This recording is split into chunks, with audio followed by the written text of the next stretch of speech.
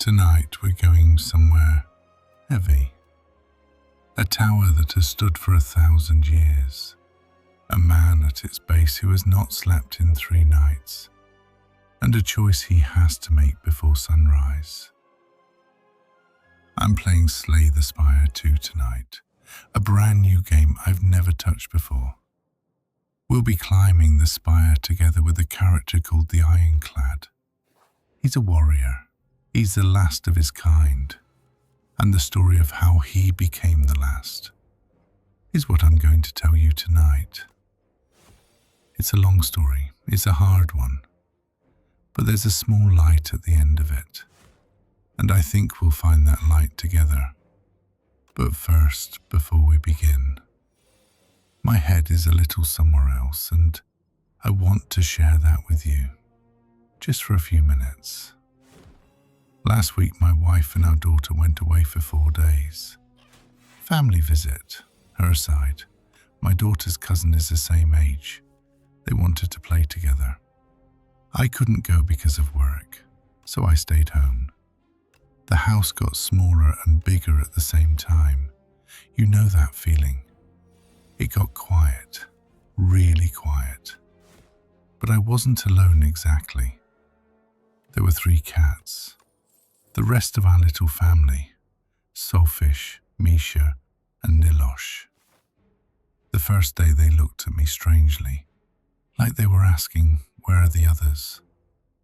The second day we got used to each other. The third day, I think I got used to them. Misha was sleeping on top of my keyboard every night, so I stopped writing. I just sat next to her.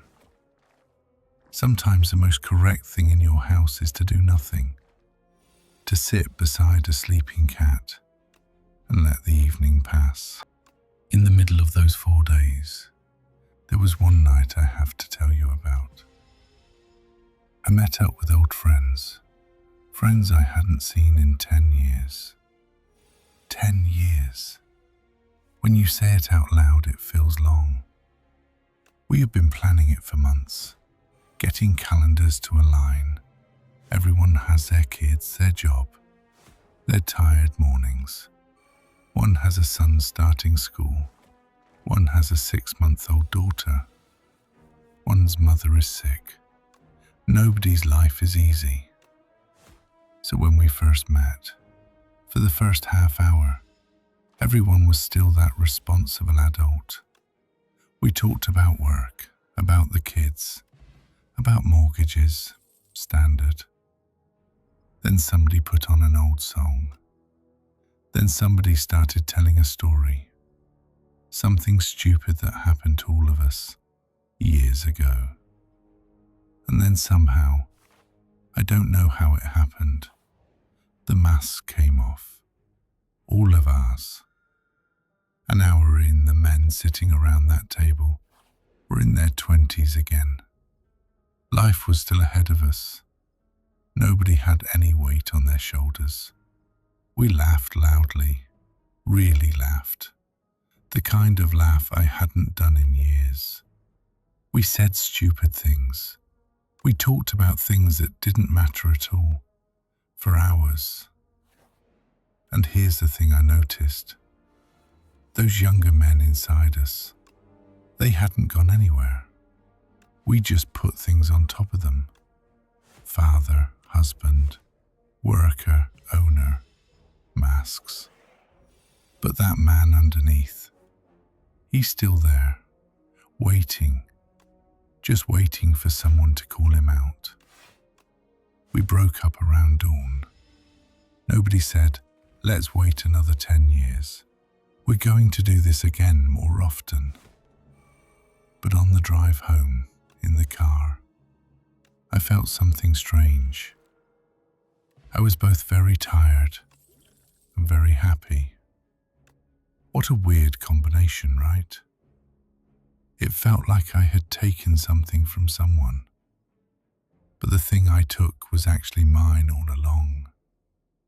We just hadn't talked in a while. The next day, I picked up my wife and May from the airport. May is my daughter. She's 18 months old. We had missed each other a lot. She's been calling me Baba, that's Dad in Turkish, for a while now. But last night something happened. For the first time she called me Babacım. Babacım.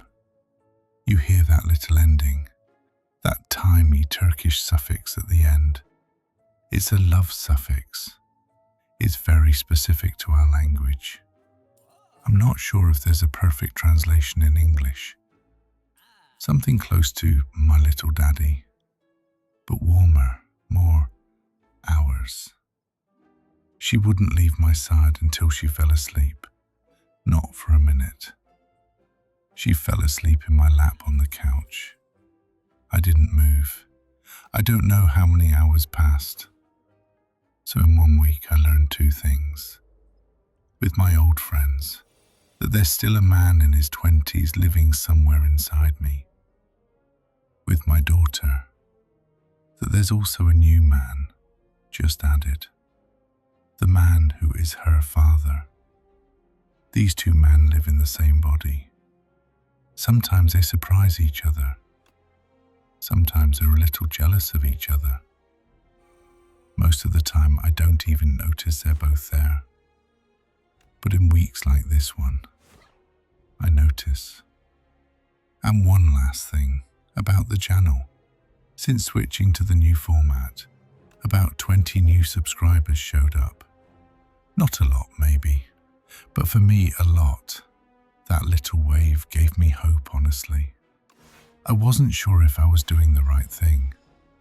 I'm still not completely. But that small signal was enough. We're going to keep going. We're here together. Now, about tonight.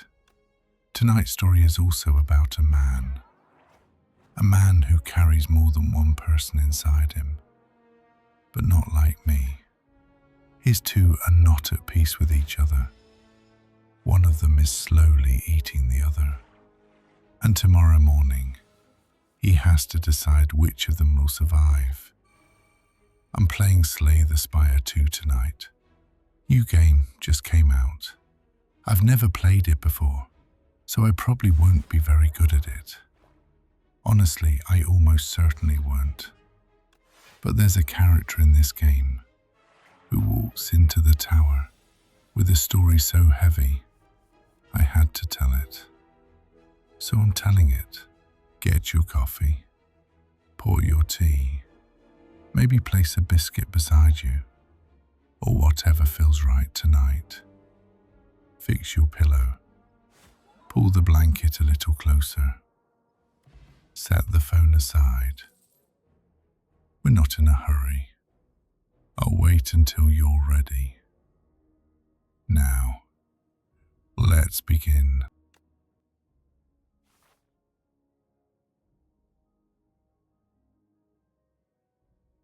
Tonight, you are the ironclad, the last soldier of your kin, the one who walked out of the fire when no one else did. You don't remember everyone's names anymore. Not all of them. You used to. There was a time when you could name every man and woman in your village without thinking. Now some of them come back to you only as a shape of light, or a hand on your shoulder, or the sound of a voice calling for someone you should have known.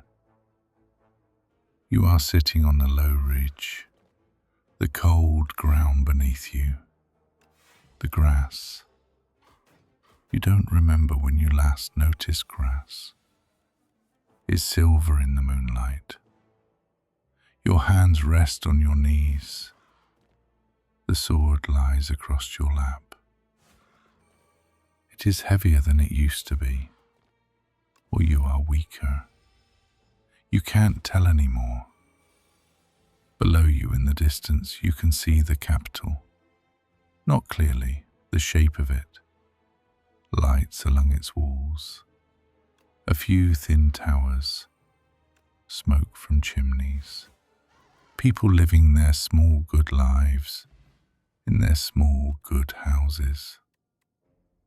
You wonder briefly what it would have been like to be one of them, to have a window, a wife, a trade, to wake at dawn and not know that something was wrong. And above it all, rises the spire, tall, quiet, older than anything you can name. At the top, a flame is burning, a pale violet flame, soft against the night, making the clouds around it glow with a colour that does not belong to this world. You have heard the stories, everyone has. The flame burned for 1,000 years before it died. Then for another 1,000, the spire stayed shut. And now, 12 days ago, after a storm so violent that no one in the capital dared leave their homes, the rain stopped. The clouds remained. The flame came back, and the doors of the spire opened. So the world has gathered. From every direction people are coming. Pilgrims, treasure hunters, the hopeful, the desperate. Some come with questions, some come with prayers, some come because they have nothing left. And the spire, well, the spire is a place where having nothing is sometimes enough. You came too, but you don't know, not really, not honestly, why you came. You tell yourself you do. You repeat the reasons in your head sometimes when the silence gets too thick. None of them sound true to your own ear. You haven't slept in 3 nights. You tell yourself it's a cold. You know it isn't. There's a tiredness sleep doesn't fix. Some of you know exactly the kind that lives in the body for years, the kind that has nothing to do with how many hours you spent in bed. You can lie down for 10 hours and stand up more tired than when you fell. That's the kind I mean. My hands, they look like my hands. They've always looked like my hands.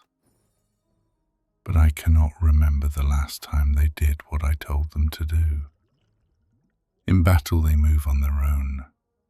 They know what to do before I do. Sometimes I watch them, like watching a stranger's hands at the end of my arms. And I think, whose are these now? Mine still, or his? There is something inside me, something old, something that is not me. It speaks sometimes, not in words, in the heat under my skin, in the way my blood seems to move on its own when I am angry, in the dreams I do not remember when I wake, except for the smell of smoke, always the smoke, no matter what the dream was about. It is awake tonight. It always wakes near the spire. Before we go further into this, I want to pause for a moment. If this story is keeping you company tonight, if the pace of it is right for you, please consider subscribing. This is a small channel. Every person who stays matters to me. And tell me in the comments where you're listening from tonight. What time is it there? I always like to know who else is awake somewhere in the world while I'm telling this, or who is falling asleep. Either is good. If you're new here, welcome. You don't have to do anything. Just stay as long as it helps. Now, back to the ridge. Back to the night before everything. You wait for the moon to move. You don't know why. You aren't going anywhere until morning. The spire isn't going anywhere either. But the body, when it has nothing to do, returns to the body, to what aches, to what remembers. And tonight the body remembers a great deal. You were a boy once. It is strange to say it, to even think it. There is a stretch of years between the boy you were and the man you are tonight. And most of those years are missing, burned out, some on purpose, some because the body refused to keep them. But the early ones, the very early ones, those still come back.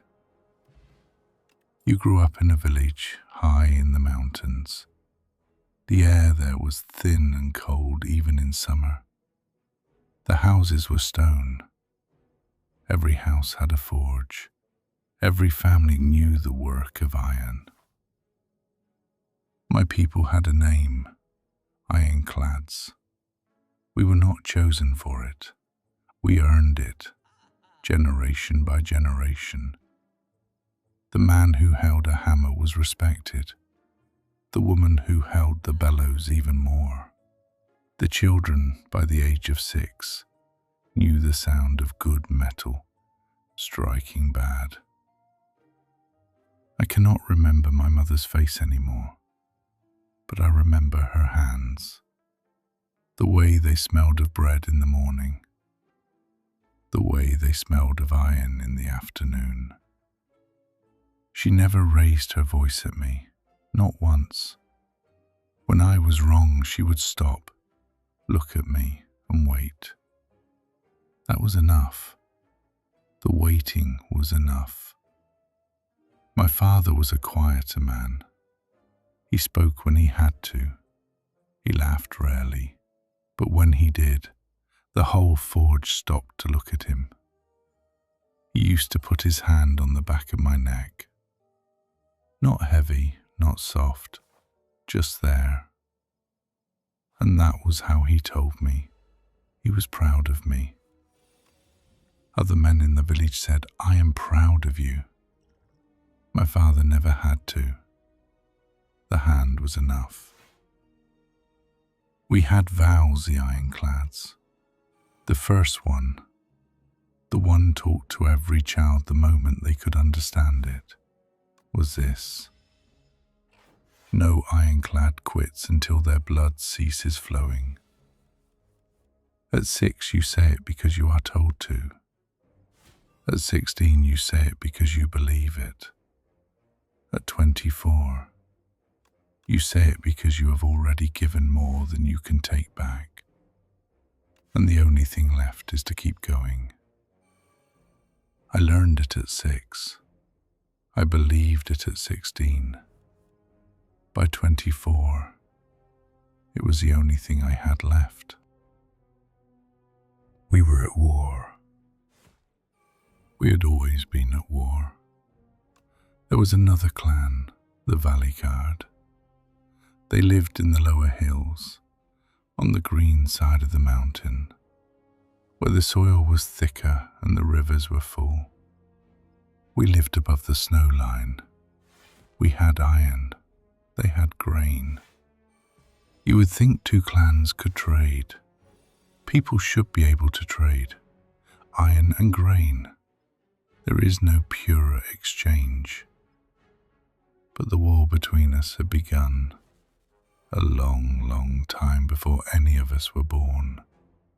And by the time my generation came to it, no one even argued about why.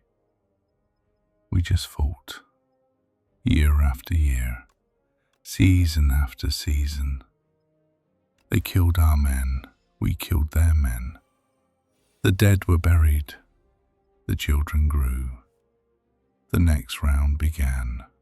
They say the world wasn't always like this.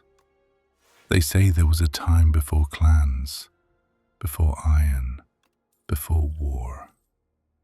A time when everything was just chaos. Beasts of imagination, they called them. Things without sense, roaming a world without shape. And then someone, or something, was imagined into being, to bring order. They called him the architect. He is supposed to still be here, somewhere, sleeping, or watching, or building.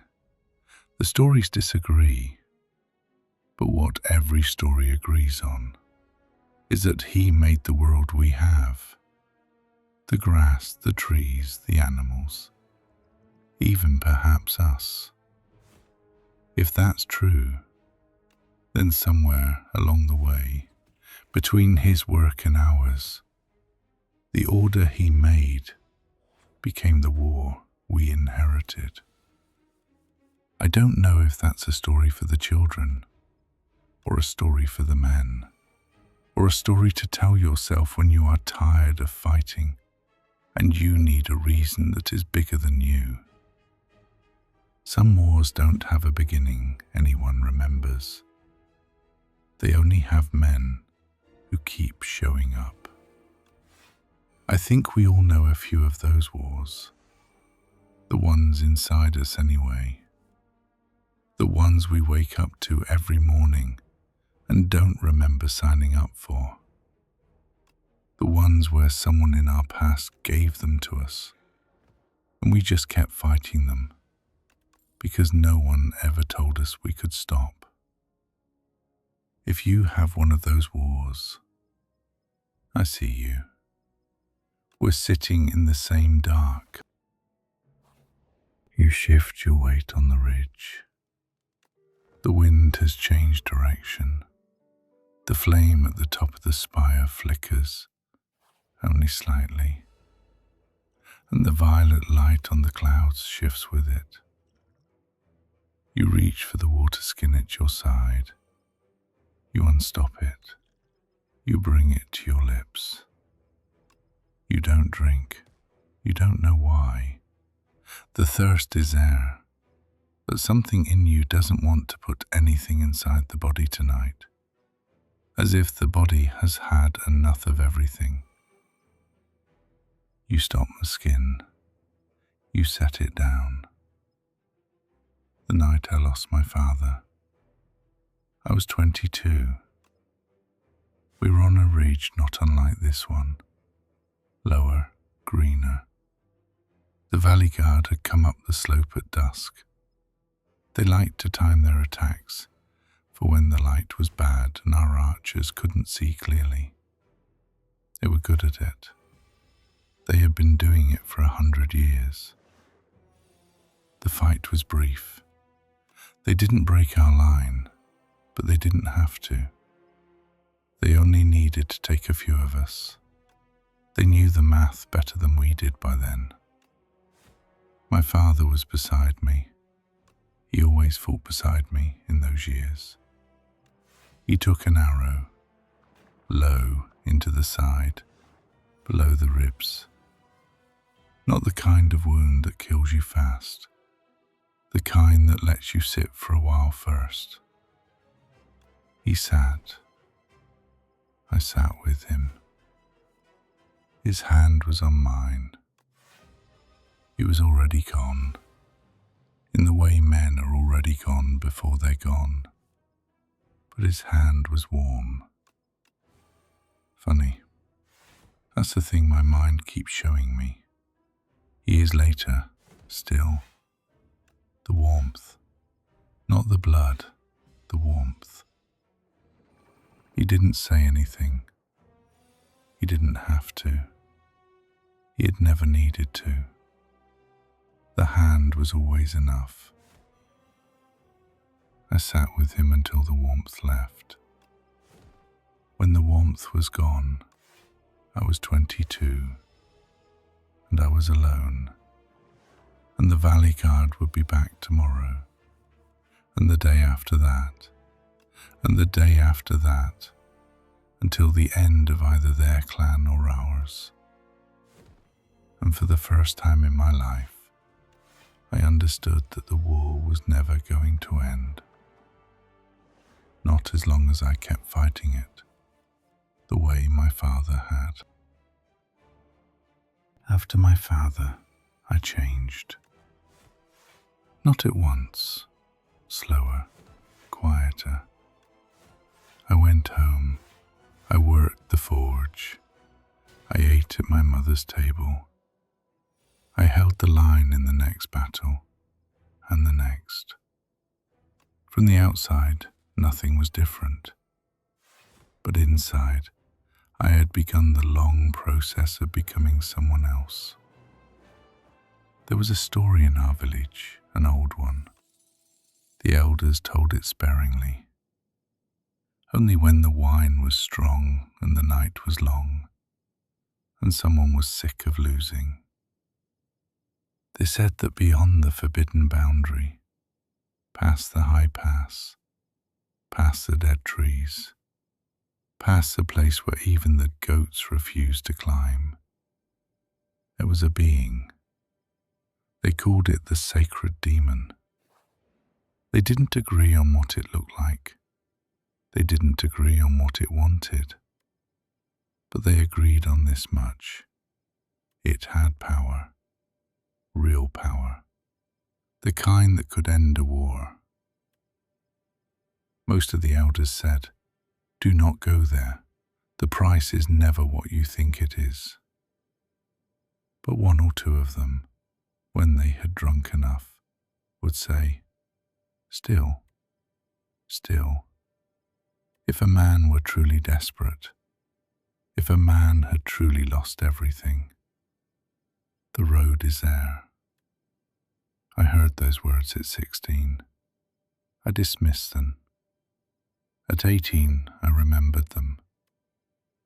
At 22, I dreamed about them. I did not decide to go in one moment. Some choices aren't made in one moment. They are made in 1,000 quiet moments before. When you stop arguing with yourself, when you stop pretending the question is still open, the choosing happens in your sleep, somewhere, and you wake up already on the road. You know that feeling. Some of you at some point have woken up like that. You realize one morning that you had already left a job, or a marriage, or a life, long before your body actually packed a bag. The body is always the last to find out. That's how mine found out too. One night, I sat at the forge after my mother had gone to bed. The fire was low. I looked at my hands. They were a young man's hands still, but they had buried a father and a brother of mine the year before, and 3 friends I had grown up with. And I knew, with the kind of knowing that sits below thought, that the next funeral was going to be my own, or my mother's, soon. So I stood up. I packed nothing. I took only my sword. I walked out into the night. I went toward the boundary. I had been walking toward it in some way for 2 years already. My body was just catching up. On the ridge, the cold deepens. You pull your cloak tighter. The fire you might have lit, you didn't. You don't want a fire tonight. The body inside you would wake up. The thing inside the body would wake up further. The flame at the top of the spire is enough fire for one night. You lift your eyes again. The violet glow. The thin towers of the capital. The road below, winding up to the gates of the spire, has a few small lights moving along it. Lanterns, other pilgrims, walking through the night. They will sleep in a roadside camp tonight. They will reach the gates by mid-morning. You wonder what they will say to the gatekeeper. Most of them will say, "I came for treasure," or "I came for blessing," or "I came because the spire is open and I have always wanted to see inside." The gatekeeper will let them in no matter what they say. The gatekeeper does not turn anyone away. The spire decides for itself who climbs and who falls. The night I left the village, the moon was high. I walked for hours. I did not look back. I had a feeling that if I looked back, I would lose my nerve. So I kept my eyes on the path through the village, the path through the wheat fields, the path up the south slope, the path past the dead trees. At the boundary stone I stopped. It was a simple stone, worn. The carvings were old. "You do not pass here," though the words had been weathered into something more like a suggestion than a command. Someone in my family had probably set that stone, generations back. They had probably believed they were doing the right thing. I touched the stone. I asked it quietly to forgive me. Then I crossed it. Beyond the boundary, the world was different, not in any obvious way. The grass was the same grass. The stones were the same stones. But the air had a quality to it, as if something old was listening, as if every step I took was being noticed by something I could not see. I climbed for hours. The path wound up into a barren range. The trees thinned, then vanished. The moon was very bright. There were no birds, no sound, just my own breath and the small rasp of my boots on stone and the silver light. At some point I came to a clearing. In the clearing was a hollow in the ground, and in the hollow something was waiting for me. He had 4 eyes. You think of him now, and that's the first thing your mind shows you. 4 eyes, set in a face that was almost a man's, but not quite. The proportions were wrong. The smile was too long. The teeth, when he showed them, were the colour of old iron. He was not seated. He was not standing. He was simply there, the way a thought is there before you decide to think it. He spoke first. "Welcome, young ironclad." His voice was not loud. It was not cold. It was worse than cold. It was kind, the kindness of an uncle, the kindness of a teacher, the kindness of someone who had been waiting for you a long time and was glad you had finally come. They say there are beings older than the world, older than the architect himself, beings that were not imagined. They were already there when the imagining started. The ancients call them many names. The wise call them few. Most people just call them what my elders did, demons. Some had homes once. Some lost them. Some were exiled. Some chose to wait.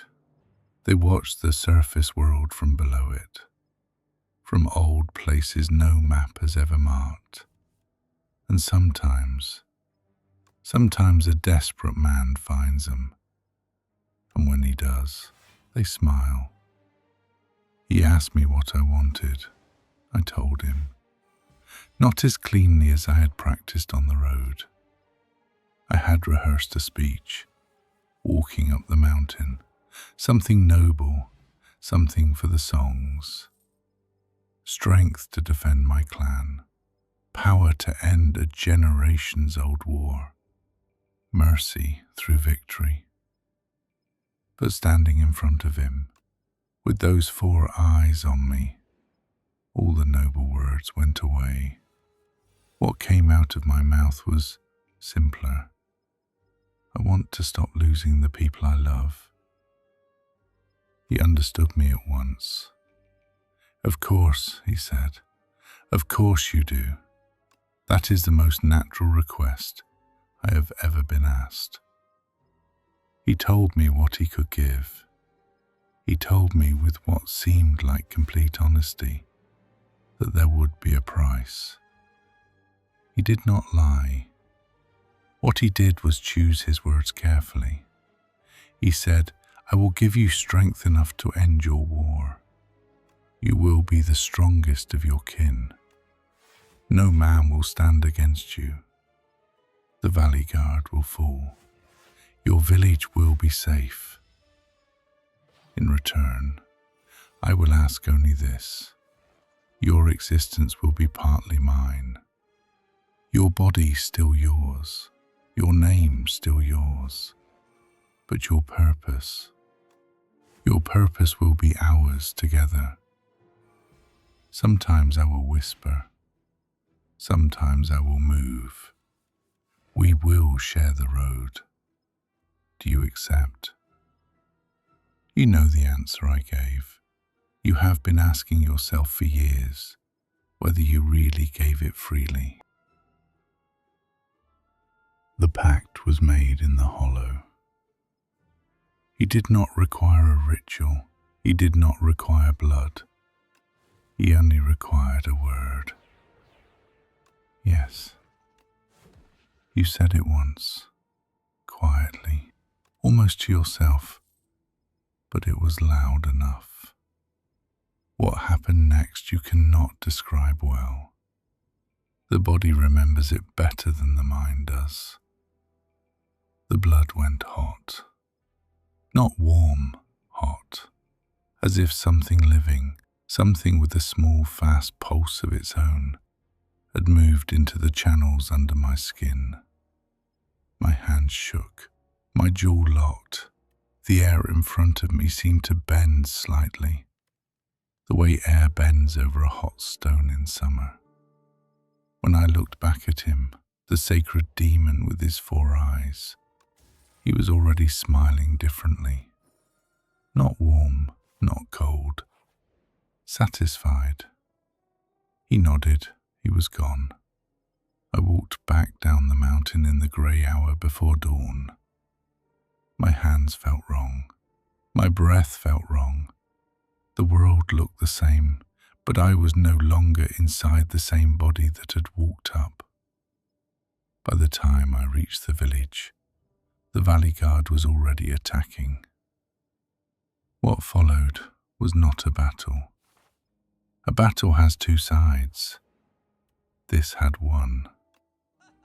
I stepped into the front line. Men beside me, friends I had grown up with, my mother's neighbours, the cousins of cousins, fell back, instinctively, because something in them sensed that I was not the same boy they had played with. They gave me space, and then I went to work. I do not remember the details. My hands moved before I told them to. My sword found gaps before my eyes saw them. The valley guard fell. Some of them ran. The ones that ran, I caught.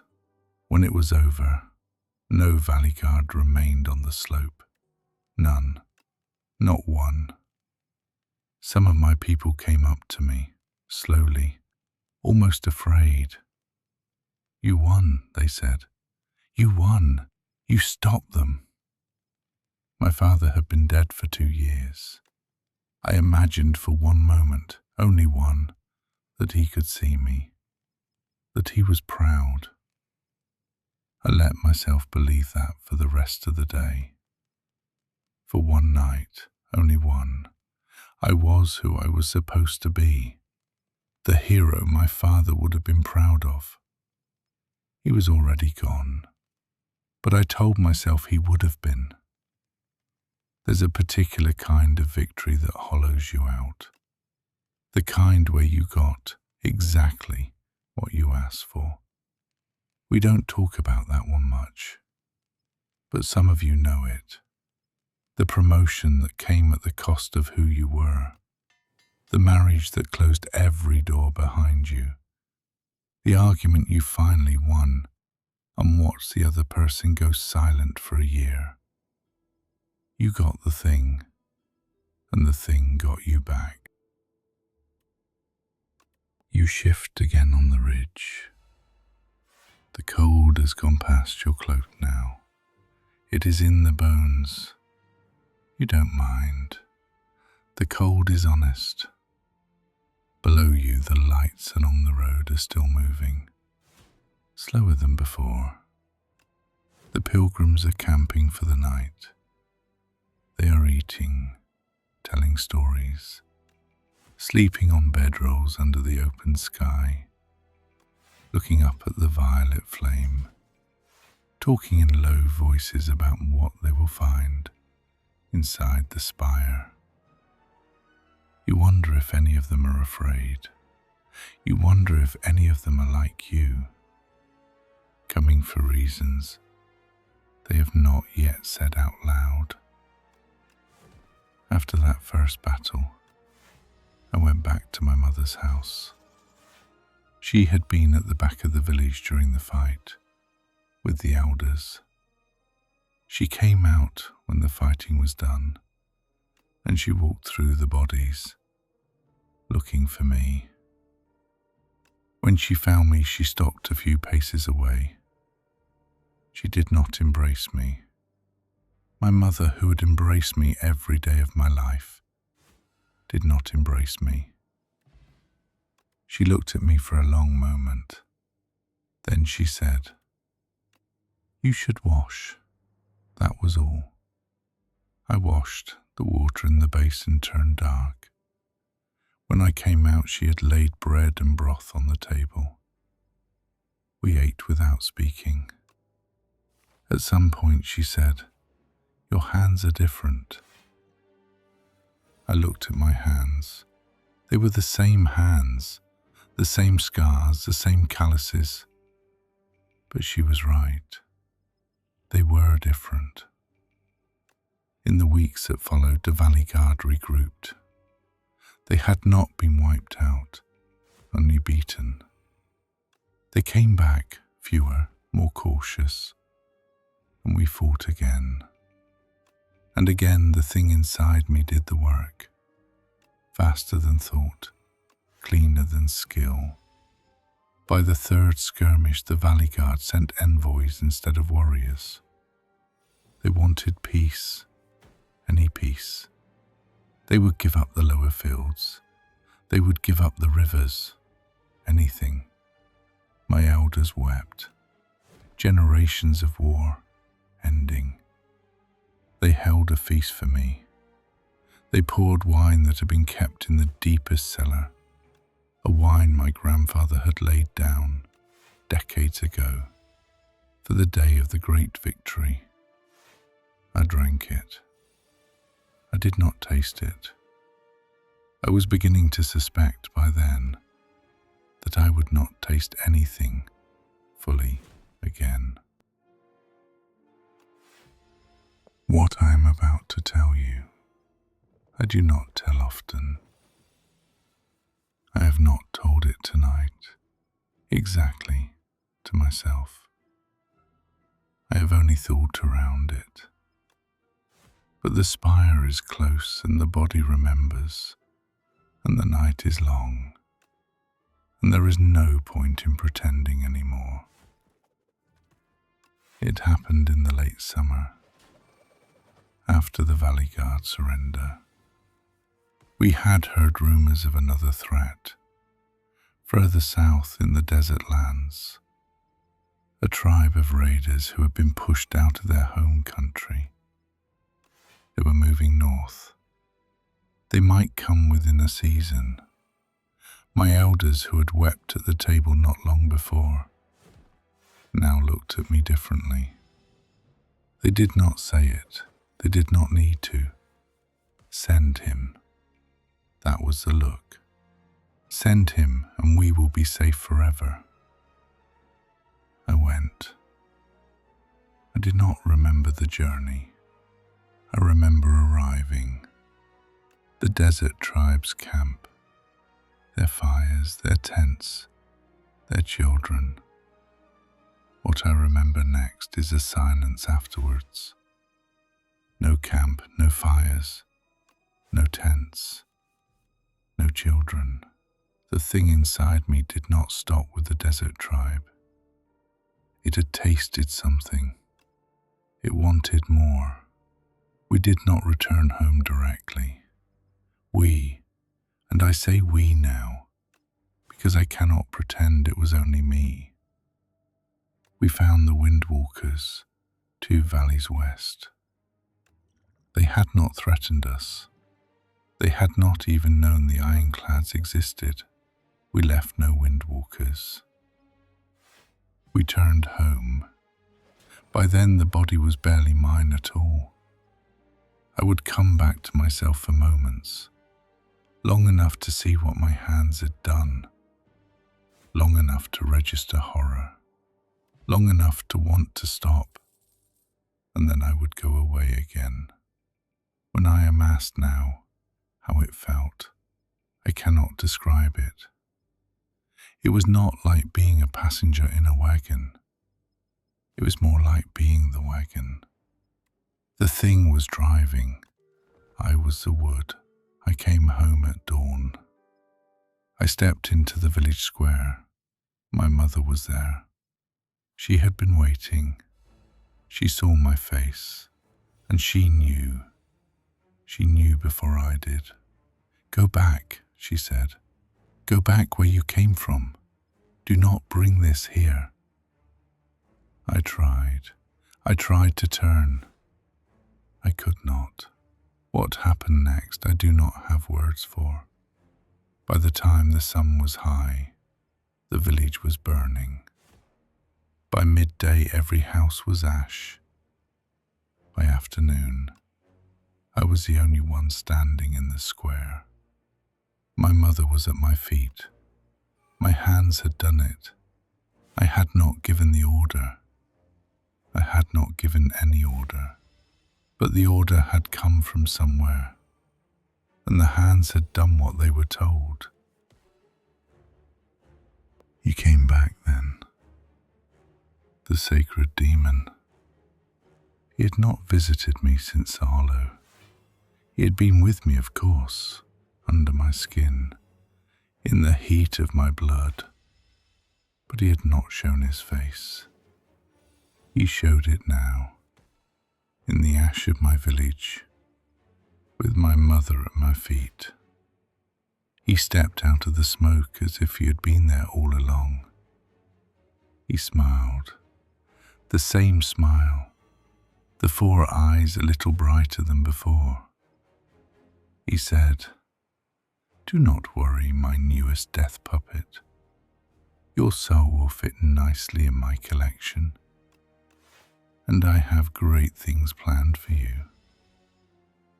Death puppet. That was the word he used. I had been a son, a friend, a warrior, a protector, a man in my own small way. Now I was a puppet, a thing in his collection. I understood in that moment, too late, that the bargain had not been what I thought. He had not given me strength to save my people. He had given me strength to destroy them, because that was what he wanted. The strength was real, the cause was his. They say the spire is not what most people think it is. It is not a tower. It is a prison, or a wound, or both. Long before I was born, long before any of us were born, two beings fought over what this world should be. One won. One was buried alive inside it. The buried one is not dead. The buried one has been waking up, slowly, for 1,000 years. And the one who buried him is afraid. He pointed east, the sacred demon, standing in the ashes of my village. He pointed east and said, "Go. There is something I want you to bring me." I did not understand then what he meant. I do now. He has waited a long time. He has been patient. He has built me, his death puppet, to walk into the spire and finish what he could not, to kill the buried one, to kill the architect. The hardest thing to learn is that someone who gave you something, sometimes, gave it to you because they needed you to do something, not for you, for them. I think a lot of people learn this too late. I did. The parent who gave you everything and then expected to own you. The friend who showed up when you were lost and brought you to a place that suited them, not you. The mentor who said, "I see something in you," and then asked you to spend your years proving them right. You said yes every time. You meant it. And then one day you looked up and you realized you were holding someone else's tools, doing someone else's work, in someone else's body. If you have ever known that feeling, you know exactly the night I am sitting in. You unstop the water skin again. This time you drink a small mouthful. The water is cold from the night air. It tastes of leather and stone. You set the skin down. You wipe your mouth. The flame at the top of the spire flickers, once, twice, and steadies. But here is what he did not tell me. The sacred demon, with his 4 eyes and his patient smile. He told me what he wanted. He sent me east. He pressed me into his service like a coin into wax. But he did not tell me everything. They say that 1,000 years ago, someone climbed the spire. The first time, they reached the place where the buried one was buried. At the heart of the spire is a thing called the heart. It is not the architect himself, exactly. It is what the architect was made into. When he was poisoned and locked away, his body was forged into the heart, a great prison organ of the tower. The heart bleeds blight into the world. Blight makes things sick. Blight is what made the wars endless, and the rivers thin and the harvests fail. Blight is why the world fills, to those who notice, slowly, year by year, just a little more wrong. 1,000 years ago, someone slew the heart. When the heart died, the blight stopped, the world breathed, the clouds dispersed, the rivers ran clean. For a single brief age, the world remembered what it was supposed to be. But here is a part the demon did not tell me. When the heart was slain, every contract that drew its power from the heart, every parasite, every binding, every demon's hand laid on a desperate man's blood, every one of them was set ablaze. The contracts burned, the parasites were drawn into the fire. They were consumed like wax, and the men they had ridden, the men were free. I have heard this story whispered in 3 different taverns, by 3 different drunks. None of them claimed to know anyone it had happened to. None of them swore it was true. But I have thought about it every night since the village burned. If the heart can be slain again, if a man like me can find his way to the bottom of the spire, past the things that walk those halls, past the ancients in their hiding places, past whatever the demon's enemies put between him and the heart, then the contract burns. Then the thing inside me, the heat in my blood, the 4-eyed presence that has been driving my hands for years, it will be drawn out of me, into the flame, like wax into a fire, and I will be, just for a moment, before whatever happens to me afterward, mine again. That is the secret I am carrying tonight. The demon believes I am walking into the spire to kill the architect for him. I am not. I am walking into the spire to find the heart, to cut it open, to let the fire come for what's in me. And maybe, only maybe, to be the man my father held one last time. Just for a moment, before I go. The night is moving. The moon has shifted. The stars have wheeled. The flame at the top of the spire, it does not flicker anymore.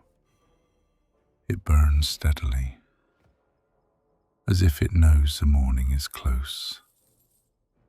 They say that 12 days ago, before the doors of the spire opened, there was a storm.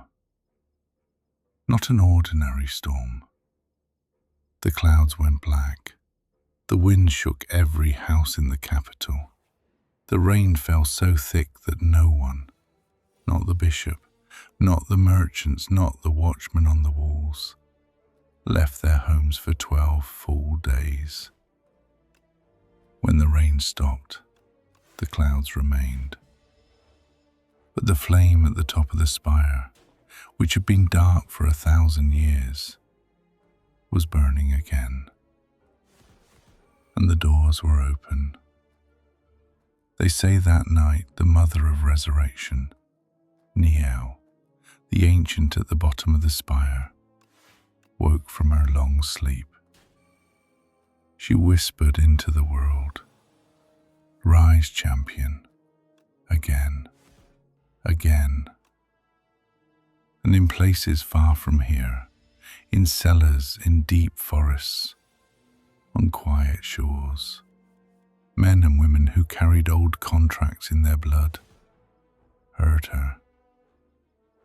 I heard her. I had been on the road for years already, drifting from town to town, when the call came. I do not know what woke me first, the storm in the air or the voice in my blood. They came at the same time, but by morning I was walking east. They say the ancients are coming out of hiding now. Beings I had only heard of in stories, Teskatara, Oribus, Tanks, Pale, Vaku, Darv, names from old songs. They have left their hidden places and are walking in their strange shapes toward the spire. The spire calls them. It always has. They want what the spire holds. They want the buried one. They want the secrets in the walls. Some want healing. Some want hunger. Some want power. Some want simply to be there when whatever is happening finally happens. And the demon wants me, his death puppet, his sword, his way back. But I want something different. I want the fire that comes when the heart breaks. I want the heat in my blood to be drawn out into that fire. I want to be the one thing the demon never wanted me to be. Free. Even if free is only a moment. Even if free is only what comes between the contract burning, whatever comes for me afterward. I will take that moment. I have been waiting for it longer than I knew. The sky in the east is changing. Not light yet, but the dark is thinner. The stars on that side are fading. Morning is coming. You stand. Your knees are stiff.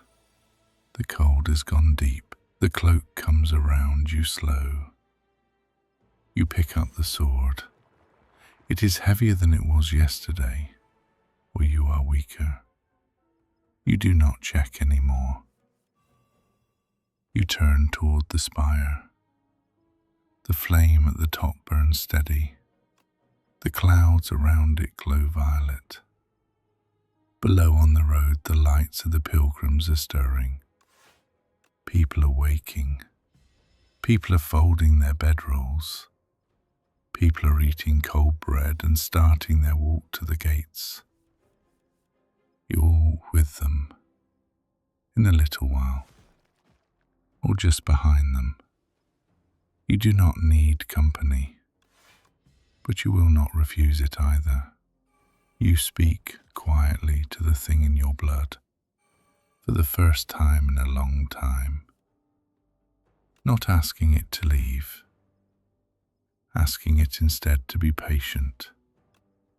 Just a little longer. We are almost there. And then what happens, happens. It does not answer. It does not have to. It is awake. It is listening. It is perhaps almost as tired as you are. I am not a hero. I never was. Heroes have something to fight for.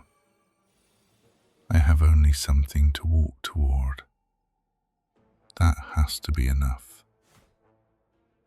You take the first step down the ridge, the path toward the capital, the path toward the gates of the spire, the path toward the heart, somewhere deep inside, waiting, waiting to be cut open, waiting to release whatever fire is owed.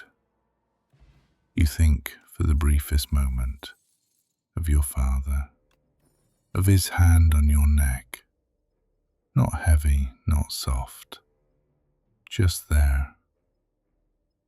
You think for one more moment of your mother, of her hands smelling of bread in the morning, of her last words, "Go back where you came from.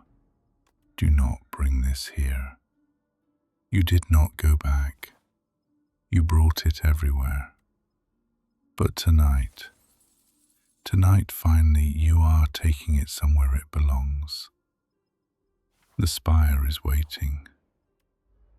So am I. Let me go.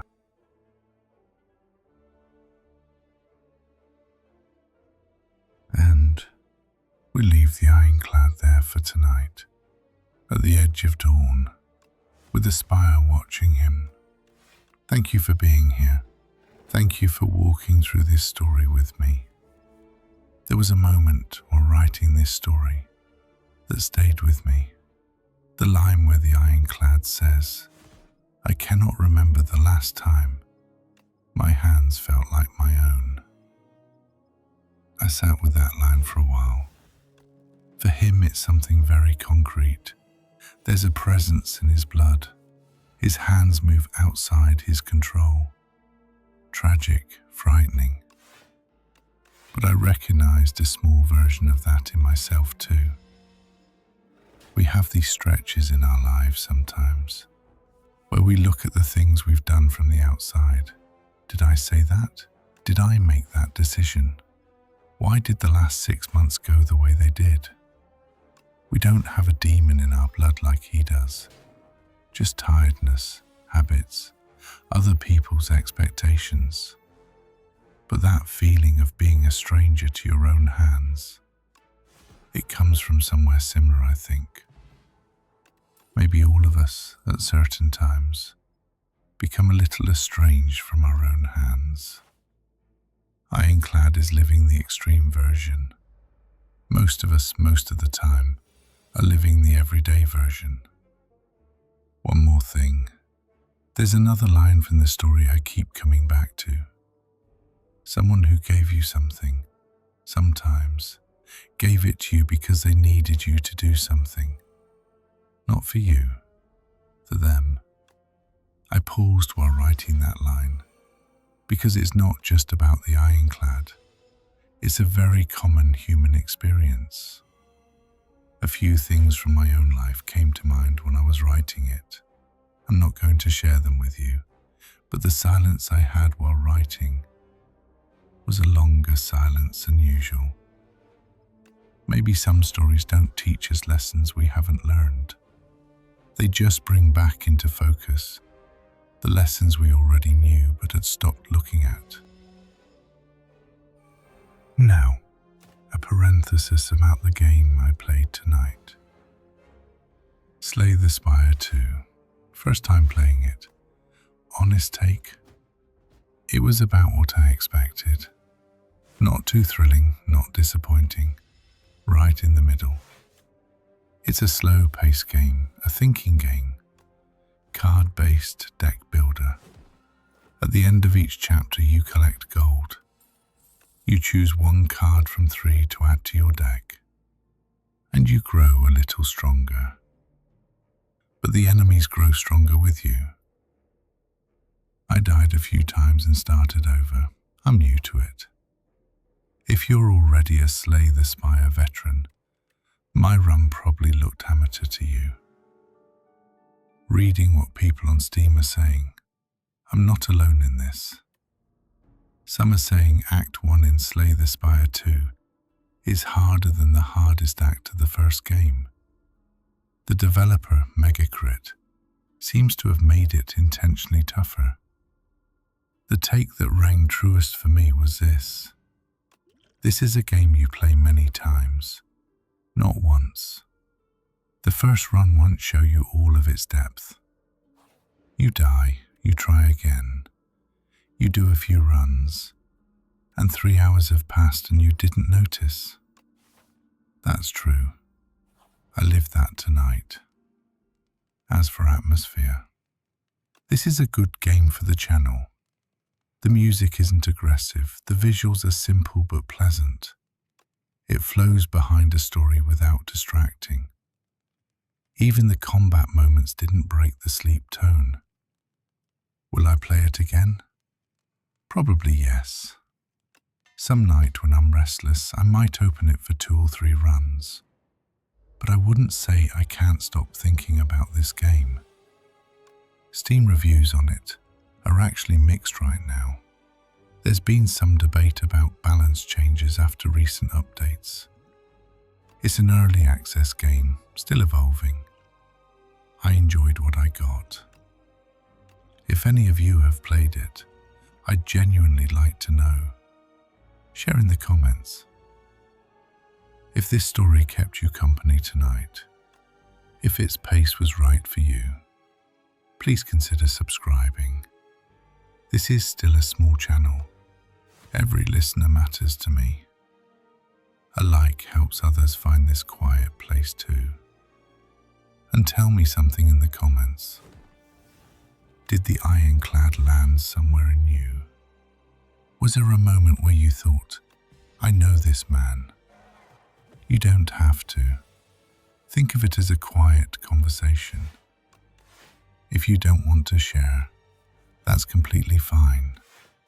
Listening is also good. And as always, tell me where you're listening from tonight and what time it is for you.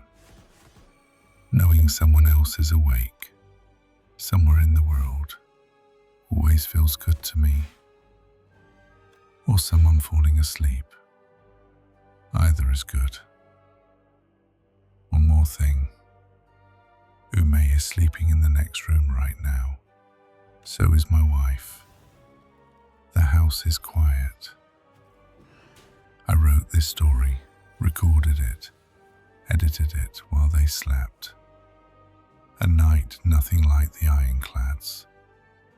Warm, simple, full of small things. I'm grateful tonight that I don't carry the weight he carries. I wouldn't want to know that feeling, but imagining it was its own gift. It reminded me what I have. Maybe it reminded you of yours too. I'm going to keep playing for a while. If you want to stay and watch, there's a place here. If you want it as background sound, it's a long night. The audio will keep going. If you've already drifted off, sweet dreams. If you're still awake but want some silence, silence is something we can share too. Until next time, friends. Good night, good morning, good afternoon, wherever you are.